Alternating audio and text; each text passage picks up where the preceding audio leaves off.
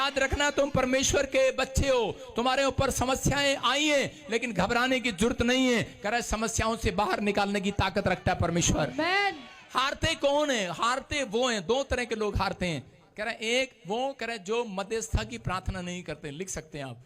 कह रहा है एक वो जो मध्यस्थता की प्रार्थना नहीं करते, मतलब इकट्ठे बैठकर प्रार्थना नहीं करते, अपनी फैमिली प्रेयर नहीं है उनके अंदर, या फिर वो चर्च के अंदर झुंड में जाना पसंद नहीं करते, वो लोग घर बैठकर प्रार्थना पसंद करते हैं। मैं कह रहा हूं, या फिर आप 2 या 3 जन इकट्ठे बैठकर प्रार्थना करते हैं, परमेश्वर उन लोगों को कभी हारने नहीं देता, याद रखना। आमीन। मैं कह रहा हूं कि बहुत सारे लोग कह रहे कब हारते हैं? जो एक टाइम की प्रार्थना करते हैं। बहुत सारे लोगों का मानना यह है कि हम प्रार्थना करते हैं, लेकिन मेरा मानना यह है, यहूदी लोगों का मानना यह है कि जो एक टाइम की प्रार्थना करता है वो हारता है अपनी जिंदगी के अंदर। आज बहुत सारे लोगों के ऊपर समस्या क्यों है? आज बहुत सारे लोगों के घर में प्रॉब्लम क्यों है? क्योंकि वो एक टाइम बाइबल पढ़ते हैं, एक टाइम प्रार्थना करते हैं, इसलिए प्रॉब्लम है। हारते वो हैं जो कभी बार बार कभी कभी प्रार्थना करते हैं। प्रेयर आपकी लाइफ का हिस्सा होना चाहिए चर्च, ये याद रखना। अगर आपको जीतना है तो प्रेयर आपकी लाइफ का एक पार्ट होना चाहिए, आपका जैसे एक पार्ट है। आपने जो अपनी लाइफ में अगर ऐसा एक समय टाइम टेबल बनाया है तो आप कभी भी,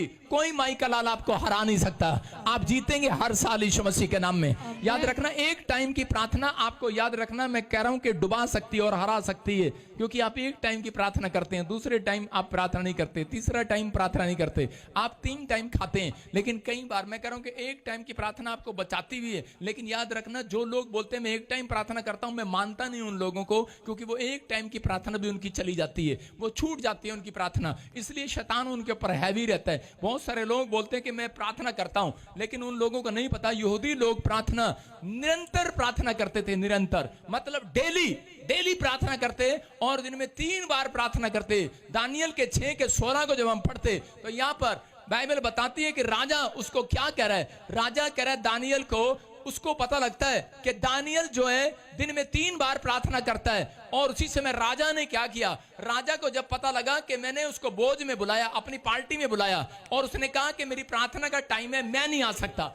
लेकिन उसी समय कह रहा कि राजा ने क्रोध किया और उसको कहा, कह रहा कि इसको शेर की मांद में डाल दो। कह रहा ये मेरी बात नहीं सुन रहा, और लिखा यहां पर तब राजा ने आज्ञा दी और दानियल लाकर सिंहों की मांद में डाल दिया गया। उस समय राजा ने दानियल से कहा, तेरा परमेश्वर, कह रहा है दानियल से कहा, राजा बोलता है तेरा परमेश्वर जिसकी तू डेली प्रार्थना करता है, जिससे तू डेली प्रार्थना करता है, नित्य प्रार्थना करता है, कह रहा देखता हूं तुझे बचाता है कि नहीं।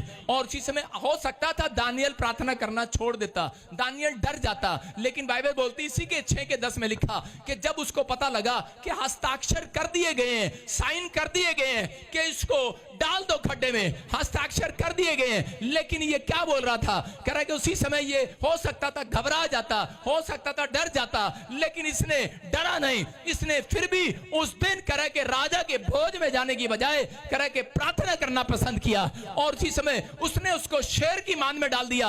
और बाइबल बोलती है कि परमेश्वर ने शेर के मुंह को बंद कर दिया, कह रहा है शेर के मुंह को बंद कर दिया कि तू दानियल को नहीं खा सकता, क्योंकि ये एक टाइम नहीं, ये 3 टाइम प्रार्थना करता है, याद रखना। मैं कह रहा हूं कि परमेश्वर आज रात इस वचन से आपको बताना चाहता है, हो सकता है कह रहा कि आप प्रार्थना करते हो, आपको मुसीबतों ने घेर रखा हो, मुसीबतों को शेर ने मुंह खोल रखा हो, कर्जे ने मुंह खोल रखा हो, किसी बीमारी ने मुंह खोल रखा हो, किसी समस्या ने मुंह खोल रखा हो, लेकिन आप कह रहे कि वो बीमारी को देखकर डर जाते हैं, आप समस्या को देखकर डर जाते हैं, आप रिश्तेदारों को देखकर डर जाते हैं, हालेलुया बोलते डर जाते हैं, आप पड़ोसियों से डर जाते हैं और प्रार्थना करना बंद कर देते हैं। जब आपके घर में शादी का कार्ड आता है उस दिन आप प्रार्थना करना बंद कर देते हैं, क्योंकि ताऊ चाचा की शादी है, 3 दिन प्रोग्राम चलना, पहले मंडा होगा, फिर सगाई होगी, फिर पता नहीं क्या क्या होगा, मुझे नहीं पता, फिर बारात जाएगी, फिर बारद्वारी होगी, फिर भंगड़ा पाएंगे, हु ला ला ला करेंगे, फिर हम जो भी करेंगे। आपके सामने कहता है कि परमेश्वर ऐसे लोगों की प्रार्थनाओं को देखता है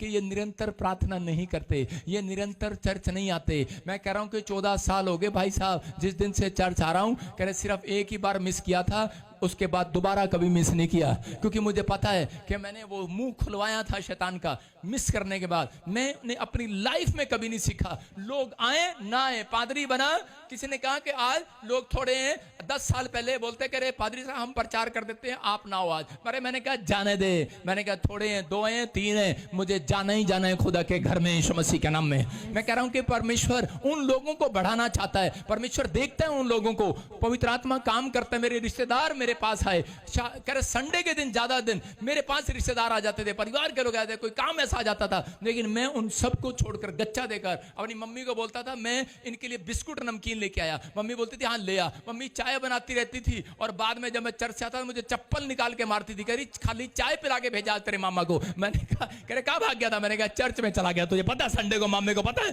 कि संडे को नहीं आना, इसको बोला कर मामा का चप्पल मार रही है मुझे। मैंने कहा बोला कर इसे संडे नहीं आना, संडे को कोई बिस्कुट नमकीन नहीं मिलेगा, मंडे को आएगा बिस्कुट भी मिलेगा, नमकीन भी मिलेगा, अरे पानी भी मिलेगा, सेवा करूंगा, पैर भी दबाऊंगा इसके।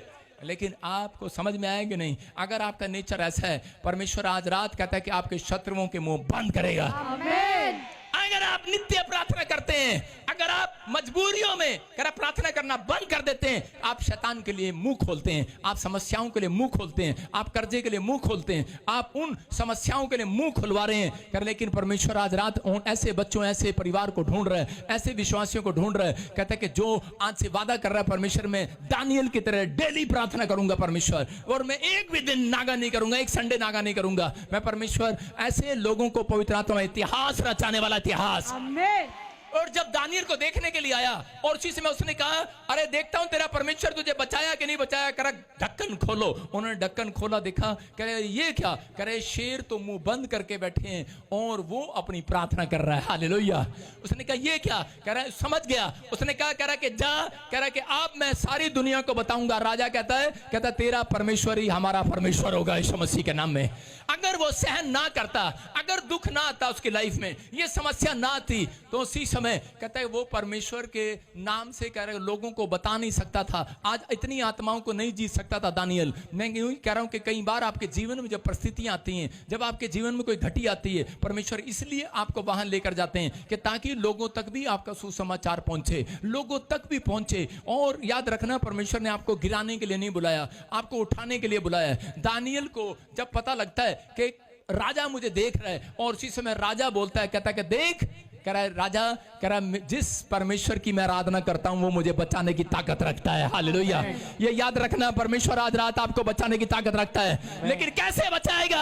अरे जब प्रार्थना नहीं करोगे कैसे बचाएगा? आप कहते हैं बातें, परमेश्वर मुझे बच्चा दे, मुझे घर दे, गाड़ी दे, अरे कैसे देगा? आप एक दिन की प्रार्थना में सब कुछ नहीं कर सकते। आप 3 दिन गैप करके फिर प्रार्थना करते हैं, 4 दिन गैप करके फिर प्रार्थना करते हैं। मैं किसी होटल में बैठा था, खाना खा रहा था बच्चों के साथ, खाना खाया, इतने बड़े रेस्टोरेंट में गए, इतने बड़े होटल में गए, और वहां जब गए 7 स्टार में, तो खाना खाया, वो 2 रोटी लेकर आया, 2 रोटी लेकर आया। मैंने कहा भाई साहब इससे क्या होगा, हमारा और ले आओ।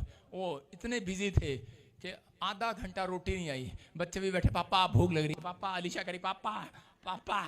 मैंने कहा पापा क्या करे, पापा क्या करे? मैंने कहा आई नहीं रही, 3 फोन कर दिया, आई नहीं रही रोटी। कह रही पापा रोटी, पापा रोटी। और रोटी आधे घंटे के बाद रोटी इतना बड़ा रेस्टोरेंट में जब आई, उसके बाद हमारा पेट भरा हुआ था, पानी पी पी के हमने नहीं खाया। मैं क्या कह रहा हूं कि आप अगर गैप देते हैं, आप गैप देते हैं, फिर आपके अंदर जुर्रत नहीं रहती। समझ रहे कि नहीं? अगर रोटी लेट आए तो आपका पेट वैसे ही भर जाता है, छोड़ यार अब कौन खाएगा, अब तो भूख ही मर गई कि नहीं?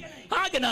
मैं कह रहा हूं आप जब एक दिन प्रार्थना छोड़ देते हैं, अगले दिन कर छोड़ देते हैं, और अगले दिन फिर छोड़ देते हैं, अगले दिन फिर करते हैं, तो बीच में गैप ले आते हैं, परमेश्वर का पेट भर जाता है आपसे। मैं इनको देखना पसंद नहीं करता। आप समझ रहे हैं कि नहीं?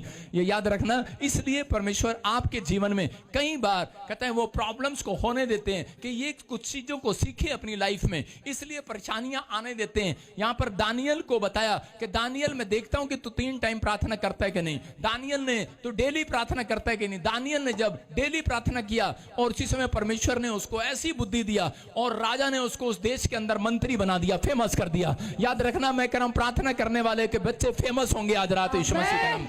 अपने हाथों को उठाओ और बोलो कि परमेश्वर मेरे बच्चों को आशीष दे और मुझे मेरी प्रेयर लाइफ मुझे वापस लौटा दे। पवित्र आत्मा कोई परेशानियां ना आए मेरे जिंदगी में। मेरे पिता परमेश्वर अगर आ भी जाएं तो मैं पवित्र आत्मा जी प्रार्थना करने वाला बनूंगा। मुझे ऐसी सामर्थ्य दे परमेश्वर। मैं कह रहा हूं कि आज कितनों पर भी कर जाओ, डरो नहीं। वो स्वर्गदूत भेजकर आज आपकी हेल्प करेगा। याद रखना, फैसला ले रहे हैं जितने डेली 2 टाइम प्रार्थना करने का, परमेश्वर आज अपने स्वर्गदूतों को भेज रहा है। उनकी परेशानियों को, कर्जे को, बीमारियों का मुंह बंद करेगा। आज रात के बाद बंद हो जाएगा। मैंने पड़ोसी को बोला मुंह बंद कर। हर रोज मेरे से पैसे मांगता है, बंद कर। मैं कह रहा हूं परमेश्वर आपके मुंह को बंद कराएगा। याद रखना, कई बार शैतान मसीह लोगों का मुंह खुलवाता है आपकी बुराई करने के लिए। कई बार शैतान मसीह लोगों से ही आपका झगड़ा कराता है। कई बार शैतान मसीह लोगों को ही यूज करता है। यीशु मसीह को पकड़वाने के लिए यीशु मसीह के लोगों को ही यूज कर लिया गया। आप समझ रहे हैं कि नहीं? हो सकता है आप ही के घर में आपका पति हो, आपकी प्रार्थना रोक रहा हो, बोल रहा करे खाना बना, चाय बना, जब देखते प्रार्थना बैठी रहती है। हो सकता है कहता आपका बच्चा हो, आपका परिवार हो, आपका जन हो कोई, लेकिन वो जितना भी रो रहा हो, वाह कुछ भी कर रहा हो, मैं कह रहा हूं कि आपको आज के बाद कहता है कि रोने दे मत। आपको याद रखना, हाजिरा कह रहा जब रोटी खत्म हो गई, पानी खत्म हो गया, थैली का पानी खत्म हो गया, बच्चा जेब में, बच्चा कहां पर? उस टाइम में जेब नहीं होती थी, चुन्नी में लपेट के घूम रही थी बच्चा, और इसी में पानी खत्म हो गया। जब तक पानी खत्म नहीं हुआ तब तक उसने कोई प्रार्थना नहीं किया। हो जा रही थी मजे में, कोई बात नहीं, अब राम तूने मुझे घर से निकाल दिया, कोई बात नहीं। लेकिन थोड़ी देर के बाद जब पानी खत्म हो गया, और उसके बाद क्या हुआ? उसके बाद उसने, बच्चा रो रहा था, दूध मांग रहा था, दूध भी नहीं मिला, पानी भी नहीं मिला, बच्चे को झाड़ी में डाल दिया। बच्चा रो रहा है, वाह वाह माँ माँ माँ माँ माँ, कहाँ से बात जा रही होगी। और उसकी माँ उधर जाकर रो रही है, परमेश्वर मदद कर, मुझसे बच्चा मरता हुआ देखा नहीं जाता, तड़पता हुआ देखा नहीं जाता। मैं कहूंगा कि वहां पर स्वर्गदूत आकर कह रहा होगा, पहले कहां सो रही थी तू? हैं? पहले सो रही थी, जब अब्राहम ने घर से निकाला पहले सो रही थी, वहीं घुटने टेक लेती हैं। और उसी समय हाँ पापा मुझे माफ करो। और उसी समय स्वर्गदूत ने कहा जहां तेरा बच्चा है वहीं पर देख, करा कुआं तुझे मिलेगा। कहती वहां कुआं कहां से हो सकता है, मैं तो वहीं से छोड़ कर आई हूं, वहां देखा आसपास कुआं नहीं है। कहता जहां देख, करा कुआं है वहां पर। याद रखना, प्रार्थना करने वालों के लिए परमेश्वर आशीष का कुआं कहीं भी बना देगा, कहीं भी। वो कह रही थी इतनी दूर में कैसे बच्चे को लेकर जाऊंगी, मेरा भूखा मर जाएगा, प्यासा मर जाएगा। उसने कहा मुझे तो आप इतनी दूर 35 किलोमीटर जाऊंगी।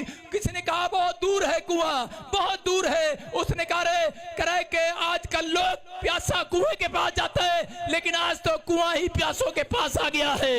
अरे याद रखना, प्रार्थना करने वालों के पास आशीष आ गई है।